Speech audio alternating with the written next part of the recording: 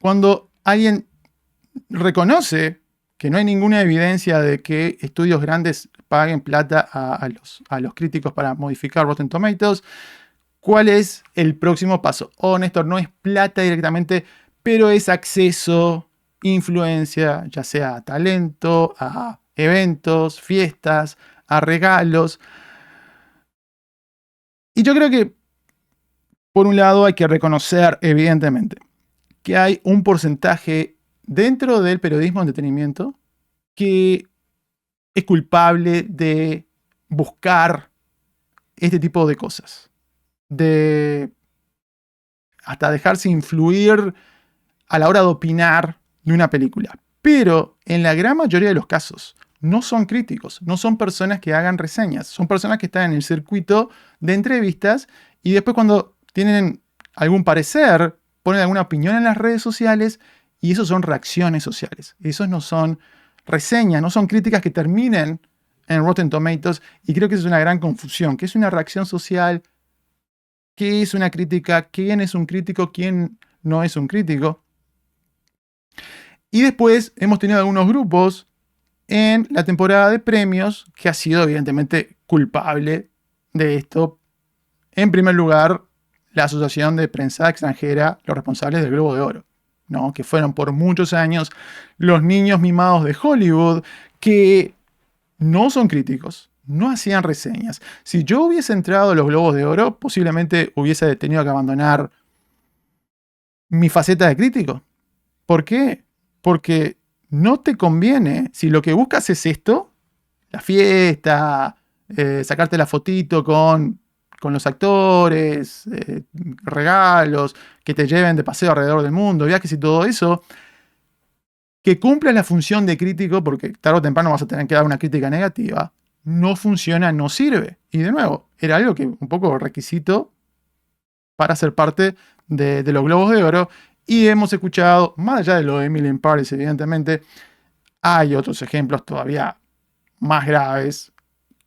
Por ejemplo, con la película Lion, que los llevaron a un viaje, algunos de ellos a Australia, a tener escena privada con Nicole Kidman. Digo, por lo menos lo de Emily in Paris lo disfrazaron con una visita a un set. Oh, y casualmente los pusieron en uno de los hoteles más lujosos de París. Pero por lo menos estaba la cosa de, oh, es por trabajo. Ok, pero ¿cómo explicas eso de Lion, que después casualmente terminó siendo nominada a Globos de Oro? ¿Cómo explicas lo que fue Outlander?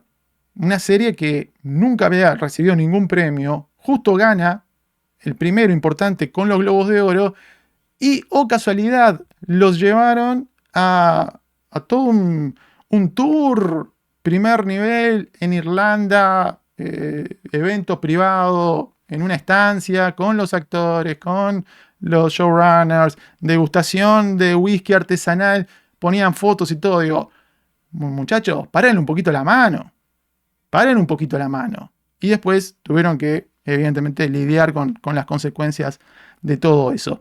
Entonces, es importante hacer esta importante diferenciación entre el exceso, entre los casos que se salen de la norma, que son minoritarios y que en la gran mayoría de los casos no involucra a los críticos versus lo que es el acceso que es esencial para cumplir tu labor, para cumplir tu tarea.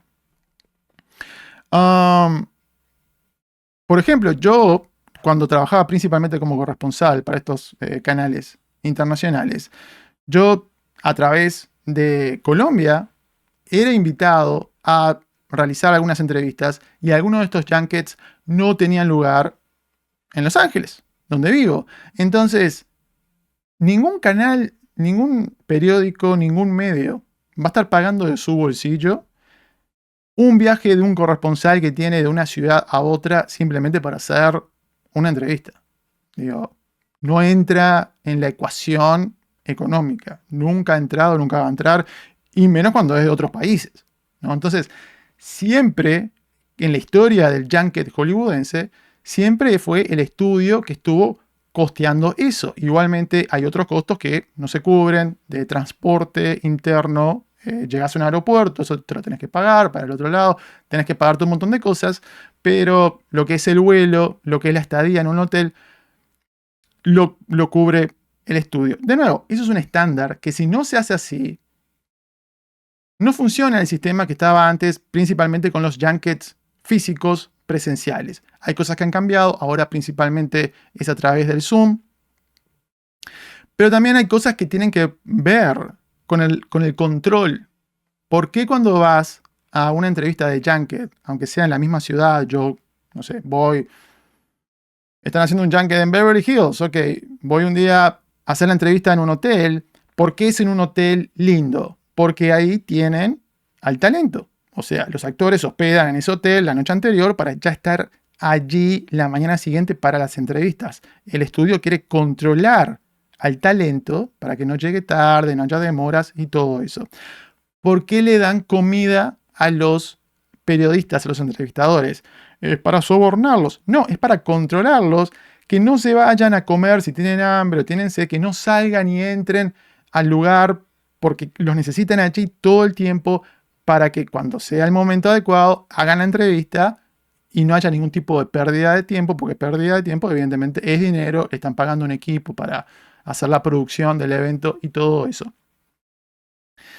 Entonces, hay todo un sistema alrededor de el trabajo del periodista de entretenimiento que siempre existió, que es necesario para que funcione esa maquinaria y le dé la posibilidad a que personas como ustedes puedan tener esa conexión, ya sea con el talento o con un evento. Por ejemplo, fui a cubrir Horror Nights en Universal Studios Hollywood. Compartí un video con ustedes el otro día donde estuve recorriendo, ¿no?, estas casas o laberintos. Muy cool.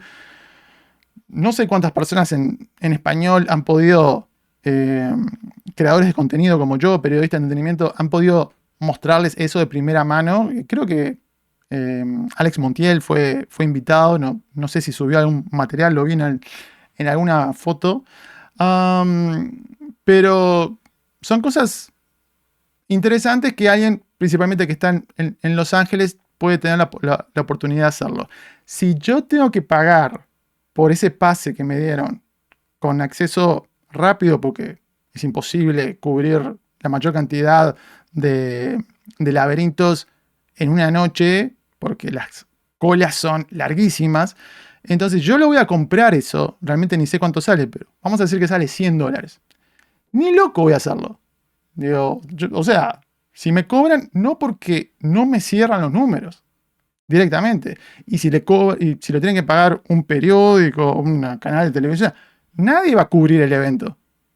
O sea, nadie tiene la oportunidad de echar un vistazo y tener algún tipo de opinión o de referencia por fuera del marketing que te quiere meter, en este caso, por ejemplo, un estudio como Universal, la parte del parque temático.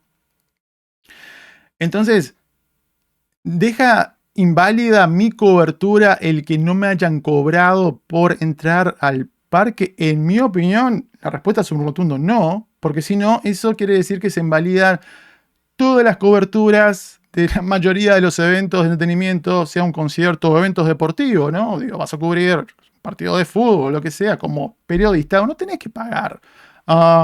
Tendrás que costear otras cosas. Yo cuando voy a Las Vegas por CinemaCon, yo me pago todo, absolutamente todo el viaje. Yo me pago todo lo que tiene que ver con la estadía. Pero cuando uno va como periodista, sí, evidentemente hay almuerzos, hay fiestas que se hacen después de cada día, de cada jornada. Pero como digo, al final del día yo salgo perdiendo dinero. ¿Por qué no hay más personas como yo que van a CinemaCon? Porque no tienen posibilidad de aplicar como periodistas o como influencers o lo que sea. No, porque no les cierran las cuentas porque saben que van a tener que ir, costearse un montón de cosas. Así que esto de automáticamente descalificar, ya sea una crítica, una entrevista, una opinión, lo que sea, porque te costearon cierta parte del proceso para poder hacer el trabajo, es demasiado en mi opinión, demasiado extremo. Demasiado extremo. Hay gente que me ha acusado de corrupto solamente por eso, que es muy divertido. Lo contaré con más tiempo en otro momento. Lo que cuestiona Vulture, volviendo al tema particular de Rotten Tomatoes, es que los publicistas y los estudios han manipulado los puntajes, por lo menos aquellos que son iniciales, los que primero salen, el Tomatometer Reveal, donde se le da todo el foco de atención, y que, por ejemplo, este año tuvimos el ejemplo con Quantum Mania, que arrancó arriba y después con los días, mientras más gente fue viéndola, mientras más críticos la vieron, fue bajando y bajando cada vez más. Un par de cosas al respecto. Para empezar, esto de los ciclos escalonados, que tiene que ver con el acceso a prensa para películas, por ejemplo, por un lado tiene sentido porque todo el negocio del cine tiene que ver con los tiempos. Tiene que ver con diferentes momentos en la vida, en el ciclo de una película. Al comienzo puede ser en festivales, después proyecciones para hacer entrevistas. Yo muchas veces tengo acceso antes que no sé, que críticos solamente. ¿Por qué? Porque me invitan a hacer una entrevista.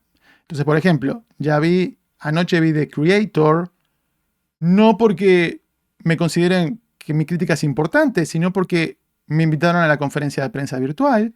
Entonces, como quieren que mi cobertura de la conferencia se publique antes de que se estrene la película, por necesidad me tienen que dejar verla, y es el caso muchas veces con las entrevistas de todo tipo de película, de serie de televisión o todo eso. De nuevo, no hay nada nefario al respecto, es una necesidad por el ciclo de vida de una cinta. Entonces, hay diferentes momentos donde uno puede ver una producción. Puede ser en un festival de cine, por ejemplo, puede ser para hacer las entrevistas, puede ser como crítico, que en la mayoría de los casos vienen con un embargo que no te dejan hablar de la película, ni siquiera en las redes sociales, hasta que generalmente es la noche de la premiere. ¿Por qué hacen esto? ¿Es una cosa malévola, manipuladora? No, tiene sentido, porque quieren que los actores y los directores estén haciendo toda la parte de entrevistas previa a la premiere en un ambiente libre de críticas negativas.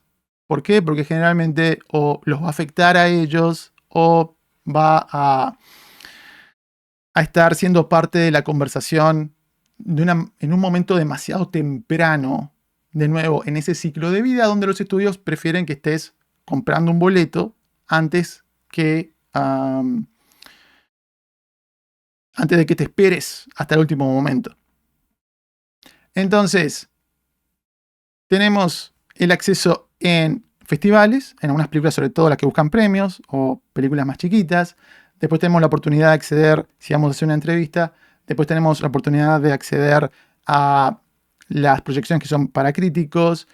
Y al final de la cola son estas proyecciones que se llaman All Media, que son las más cercanas al día de estreno. Si la película sale un viernes, un jueves, esas proyecciones son un día martes.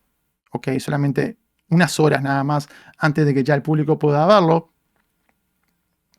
Y si no la viste en ese momento, la podés ver si votas para premios, en la temporada de galardones, te mandan a tu casa un screener, un disco con la película. Son diferentes momentos, son diferentes niveles. Entonces, como dice este artículo de New York Times, los estudios han creado bases de datos para tratar de controlar a quienes ellos invitan en estos ciclos más tempranos de proyecciones de películas. ¿Por qué? Porque quieren que cuando levanten el embargo de reacciones sociales, cuando levanten el embargo de críticas, de arranque, cuando se presta más atención, por ejemplo, a Rotten Tomatoes, ese número sea lo más alto posible y que sea lo más positivo posible. ¿Es esto una manera de tratar de ganar el juego? Sí. ¿Es esto algo que rompe las reglas del juego? Yo siento que no. Yo creo que es el trabajo del publicista tratar de que lo que se diga en la prensa de un proyecto sea lo más favorable posible. En todo caso, es problema de Rotten Tomatoes que no impone cierto tipo de límites a la hora de qué tan temprano, por ejemplo, se puede generar un puntaje al respecto. Pero que esto pasa y que muchas veces los publicistas marginan a personas que ellos piensen que les puede dar un pulgar para abajo a sus proyectos y nos marginan hasta el último momento, eso es 100% correcto. Y eso pasa muchas veces. Pero al mismo tiempo, hay veces en algunas películas y con algunos estudios que uno tiene la oportunidad de ver la película con anticipación, aunque sospechen que le vas a dar una crítica negativa. Hay algo que se llama el toe deep screening. Toe deep quiere decir meter los dedos como para probar la temperatura del agua, ¿ok? Que son proyecciones súper adelantadas en el tiempo, a veces hasta 3 meses antes de que se estrene una película. Invitan a más o menos 10 críticos para que vean la película y les den feedback al estudio lo más honesto posible.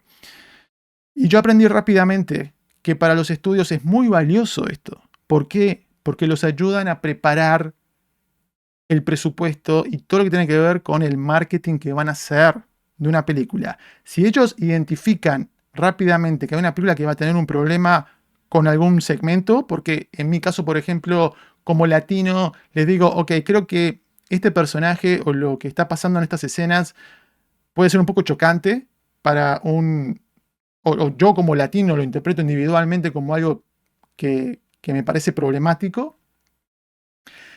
Ellos con esa información, cuando se levanta el embargo de las críticas, ya tienen comprado aviso en los sitios, en los canales de televisión, en los diarios, que están tratando de mitigar el impacto negativo de eso.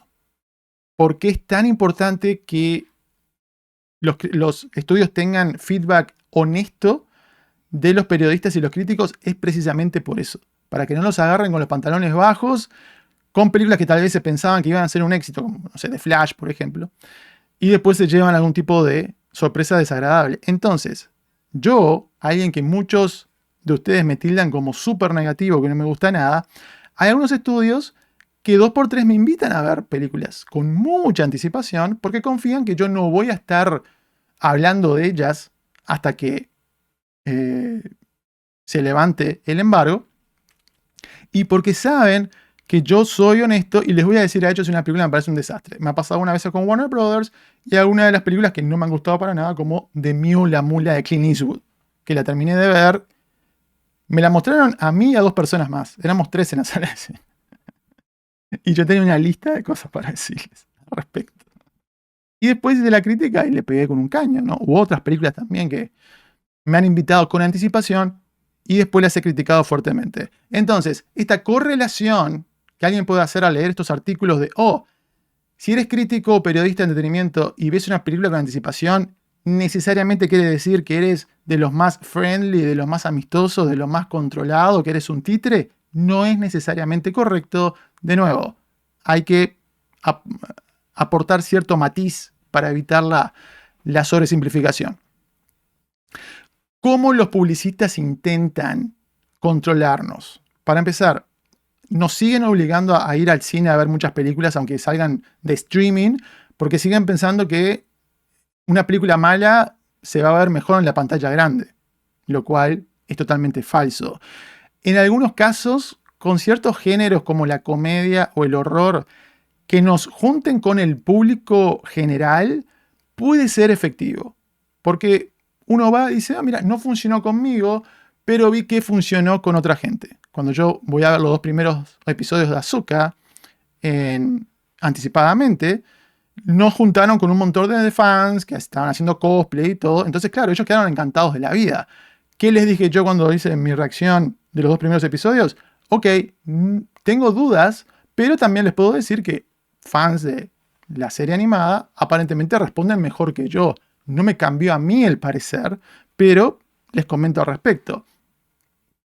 Y también esto de unas veces invitarnos a la premiere por esta cosa de, si vas a un mega evento y ves a los actores y ves el bombo alrededor, tal vez te gusta más. Que de nuevo, pasa con un grupo muy pequeño de colegas, minoritario de los que hacen realmente críticas. Algunos de ellos se dejan llevar, pero los puedo contar con los dedos de una mano. Si haces esto por un buen tiempo, debes ser inmune a eso, y yo creo que ya he demostrado varias veces, en la mayoría de los casos, de poderlo ser. Por ejemplo, con mi reacción y mi crítica de Eternals, más allá de que fui a la premiere en Hollywood. Después, el control también pasa por las conferencias de prensa. Anteriormente uno iba personalmente a una conferencia de prensa y claro, la publicista tiene el micrófono, ¿no? Y la publicista le da el micrófono a la gente que siente que es más confiable, porque no quiere generar algo negativo. Ahora, con el tema del Zoom, el estándar cambió de conferencia en persona a conferencia virtual. ¿Por qué? Porque ahora el anfitrión, el host, el que está llevando la conferencia adelante, le dan ya las preguntas para que elija de los periodistas, que lo ponemos por el chat del Zoom. Entonces, claro, se perdió totalmente el riesgo de que alguien haga una pregunta incómoda. Porque a veces te decían, no hables o no preguntes de tal tema. Generalmente si era una cuestión personal o, no sé, que no iba al caso. Y hasta el día de hoy te dicen, mira, vamos a enfocarnos nada más en la película. Algunas veces quieren que hasta no preguntemos, por ejemplo, de la huelga o el strike o algo. Después queda responsabilidad de cada periodista evaluar si es algo importante o no y cuándo romper esos parámetros que te quieran estar imponiendo. Puede pasar que después que hagas la entrevista, que si la publicista lo vio la entrevista, después te diga, hey, te agradezco si no pones tal cosa en la entrevista. El entrevistado dijo algo que puede ser incómodo, injusto o incorrecto, y te dicen, ¿sabes qué? Eso es mejor, o es un spoiler, no, creo que no deberías ponerlo. Y eso es un poco una negociación. Así que evidentemente el publicista está ahí para tratar de controlar un poco la narrativa que sea lo más favorablemente posible. ¿Por qué te intentan controlar? Porque no estás controlado. ¿Ok? Tú no intentas controlar a tu sombra. Tú te mueves y la sombra automáticamente te sigue, ¿verdad? Si los críticos y periodistas de entretenimiento estuviésemos comprados, pagados, no había necesidad de hacer todo este tipo de artimañas, vamos a decir, para que te afecte algo lo más positivamente o que puedas seguir la línea más del estudio. No, yo te pago, sos mi empleado, haces lo que yo te digo, se terminó ahí. Todo esto de, mira, te voy a invitar un poco antes, te voy a invitar a que después vayas a una premiere o lo que sea. Todo esto, ¿por qué se hace? Porque no existe ese control. Porque no somos, la mayoría, no somos animales domesticados. Somos animales salvajes comparados con, por ejemplo, los influencers, que la mayoría, los que reciben dinero por promoción, simplemente van a repetir lo que el estudio les pida. ¿Por qué algunas personas como yo entran en la categoría de más amistosos, ¿verdad? Y no siguen una línea más severa? Por diferentes motivos. Por un lado está la tentación de que usen tu quote, tu reacción, para promocionar la película. Y en algunas ocasiones me las han querido cambiar. Si yo digo, por ejemplo, la banda sonora me pareció de antología, cabe la posibilidad que la publicista me diga, queremos usar esta versión compacta de tu quote, que tal vez era, la historia me pareció mediocre, pero la banda sonora me pareció de antología. Y me dicen, queremos usar este quote donde decís que la película te pareció de antología. ¿Nos das el ok? No pasa muy seguido, pero ha pasado alguna vez. Entonces queda a mí decir, no, me parece que no es lo que yo estoy queriendo decir. O decir, ok, si el cambio no me parece demasiado severo, te la dejo pasar. Y evidentemente al final del día siempre recae en la responsabilidad del periodista o del crítico. Pero también muchas veces pasa simplemente naturalmente por la excitación de estar en una actividad en un momento que es muy cool, ya sea otra vez en una premiere o fuiste a hacer una cobertura, una entrevista a algún lado, lo que sea. Y esta cosa de hablar con los realizadores, que están siempre en su burbuja, están todos emocionados, porque generalmente el actor sobre todo siempre piensa que hizo la mejor película del mundo hasta que recibe las críticas después, del público y de los críticos. Entonces hablas con ellos y están todos muy entusiasmados. Okay. Entonces es natural que te pueda influenciar un poco, pero de nuevo, en la mayoría de los casos los críticos están bastante separados de los realizadores. Y también esto de ir a un festival de cine, ¿no? Esta cosa de, wow, estoy viendo una película antes que nadie, y estamos todos ahí, estamos todos emocionados, y capaz que esas primeras críticas van a terminar siendo un 20% más positivas que las que vengan después, porque están fuera de contexto, y también porque las críticas que vienen después, lo que no toman en cuenta muchas veces, es que a la hora de seleccionar solamente a un grupito para que vea antes una película, genera potencialmente algo negativo, que los que vengan después vengan un poco frustrados de que los dejaron para el final y que también vengan con las expectativas que generaron esas primeras reacciones o críticas demasiado positivas. Entonces, yo, por ejemplo, veo, no sé, 10 críticas que salieron del Festival de Toronto de X película, que dice que es genial la película, y yo digo, a ver si es así, ¿no? A ver si es así, porque ya la voy a ver con esa expectativa alta. Ok, obra maestra, vamos a ver. Y después la vas a ver y le juega en contra la película. Haber arrancado con esa cosa tan alta.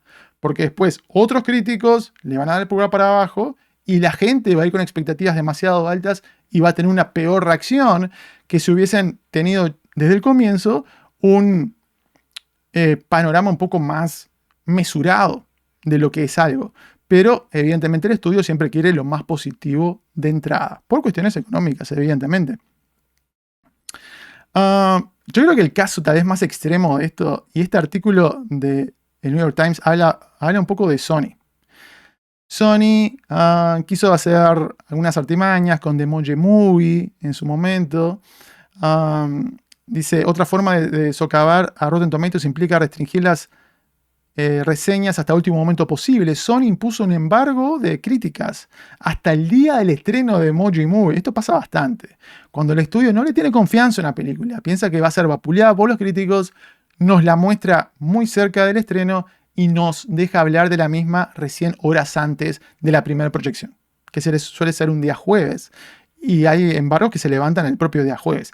Ya cuando nos dicen que va a haber un embargo tan cercano al estreno, nosotros ya vamos, algunos, con el cuchillo entre los dientes, porque es como una profecía que el estudio la cumple. Como el estudio que está comunicando que no le tiene fe a la película, entonces tu fe también queda por el piso. Y pasa, por ejemplo, el caso de Morbius, ¿no?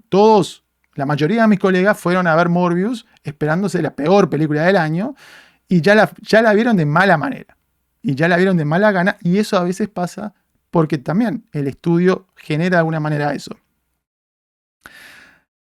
Y también Sony, por ejemplo, en su momento estuvo estrenando una película de horror directamente en un festival de horror donde invitó a 5 o 6 críticos de sitios especializados en esa materia y evidentemente tuvieron un porcentaje favorable de entrada que después, cuando lo vio más gente, estuvo cayendo estrepitosamente. Un ejemplo que yo recuerdo de Sony es con la película de Jumanji. Sony invita a un puñado de colegas especializados en entrevistas, que no son críticos, a Hawái a hacer la entrevista con el elenco. Les muestra a ellos la película un miércoles de noche, vamos a decir. Y levanta el embargo inmediatamente después de la proyección. Nadie más vio la película en todo el mundo. Solamente esas 20 personas. que van a estar al otro día entrevistando a La Roca, a Jack Black, etcétera, etcétera. Entonces, están bajo el foco de atención y tienen dos opciones. O callarse y no compartir una reacción social, o decir algo que suene lo menos negativo posible.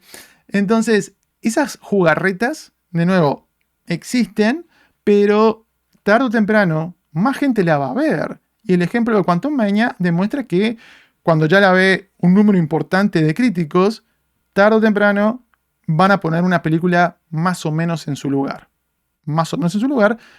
Y los críticos, como al comienzo le dieron el pulgar para arriba, después le terminaron dando el pulgar para abajo a esa película de Marvel Studios, como fue en su momento con Eternals también.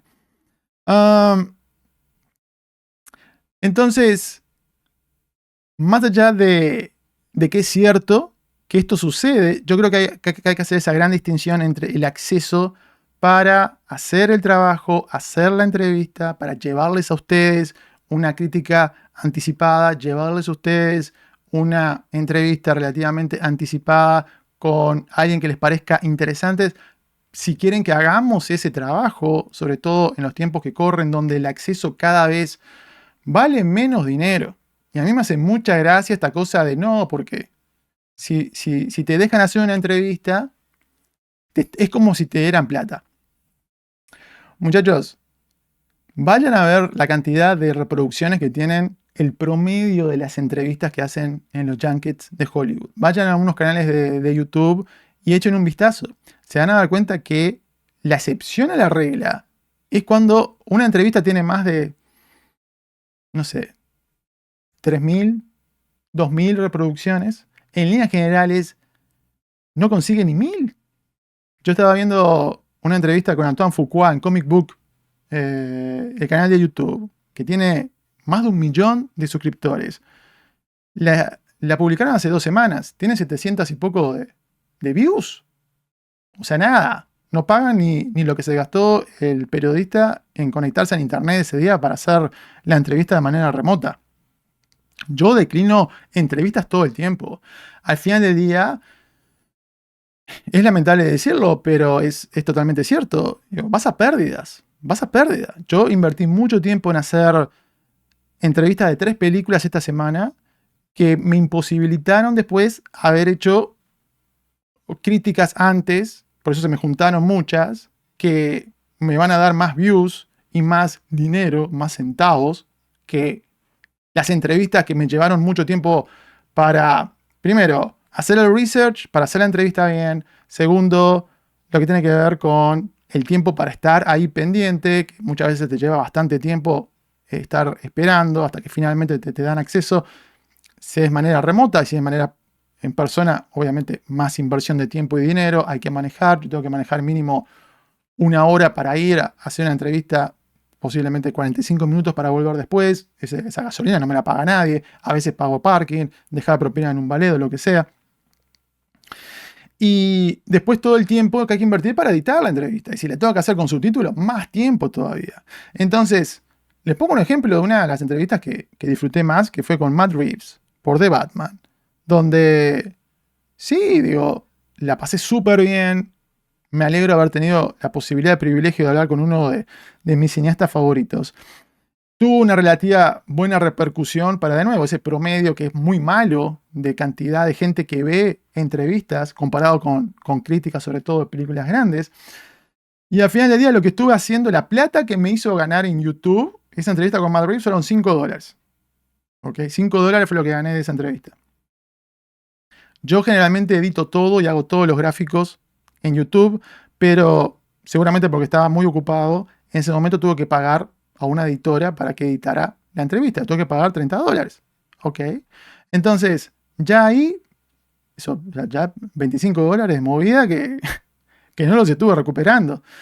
Y después, alguien podrá decir, bueno, está, pero con la película que la viste... Hay veces que si quiero ver una película antes, tengo que decir que sí a hacer una entrevista, pero si no es por eso, lamentable, o porque soy súper fan de alguien, o lo que sea, tengo que declinarlo. Y esta semana me fue un gran recordatorio. A mí me encanta hablar con todo tipo de cineastas, directores, con latinos, con gente below the line, como se dice, técnicos y todo eso, me fascina. No lo puedo hacer más. No lo puedo hacer más. Me invitaron a hablar con la persona encargada de los efectos especiales de The Creator. O sea, súper interesante. Alguien calificado, trabajó en Marvel Studios, trabajó en Lucasfilm. Hay un montón de temas interesantes para tocar con alguien así y para compartir con ustedes. Y estuve muy tentado de decir que sí. Lamentablemente, lo tuve que declinar.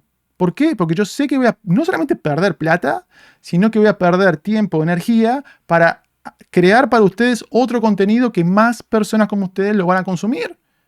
Entonces tengo que decir, con el dolor en el alma, no te puedo decir que sí. Entonces esta cosa de no, porque el acceso es lo que te paga, todo eso ha perdido, sobre todo después del COVID, que el COVID mató el negocio de la corresponsalía en Hollywood. Yo antes de la pandemia podía trabajar para unos canales de televisión donde le servía de corresponsal en Hollywood, iba hacia la entrevista o iba hacia una cobertura en una alfombra roja, lo que sea, y después le vendía ese contenido a un medio más grande. Eso prácticamente murió. Prácticamente murió. Antes del COVID ya estaba muriendo. Y ahora todavía más porque cualquier persona, cualquier canal, cualquier programa, tiene la posibilidad de hacerla por Zoom directamente. ¿Para qué le va a pagar a alguien como yo para hacerlo? Entonces, se ha devaluado muchísimo todo lo que sea no pago directamente. Si eres independiente, vas a pérdida.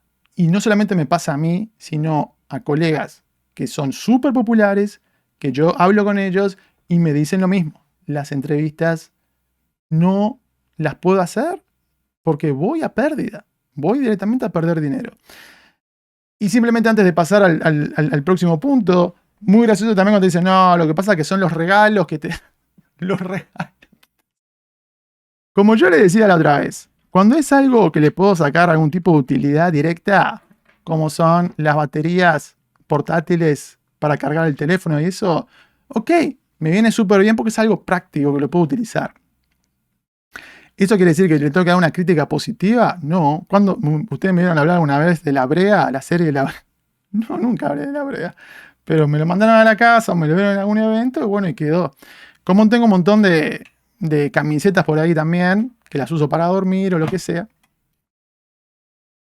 Una vez cada 1000 años puede venir algo que uno dice, wow, la verdad que está cool esto que llegó. Yo, como personas como yo que también no posteamos mucho de eso porque son en su gran mayoría porquerías baratijas, no repercute de ninguna manera significativa. Y al final termino regalando las cosas o a mi sobrino, o las termino donando, algunas cosas geek, estos los muñequitos de Funko, todo eso, que no soy fan, se va todo por otro lado, me termina ocupando el lugar, me termina molestando. Tengo algunas cosas que me mandaron de las tortugas ninja.